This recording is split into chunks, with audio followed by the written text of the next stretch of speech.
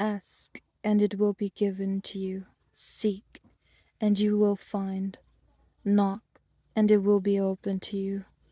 For everyone who asks receives, and he who seeks finds, and to him who knocks it will be opened. Or what man is there among you who, if his son asks for bread, will give him a stone?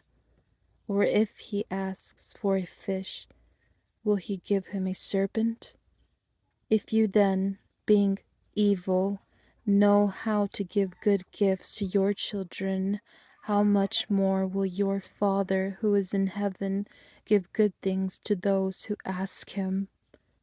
Therefore, whatever you want men to do to you, do also to them. For this is the law and the prophets.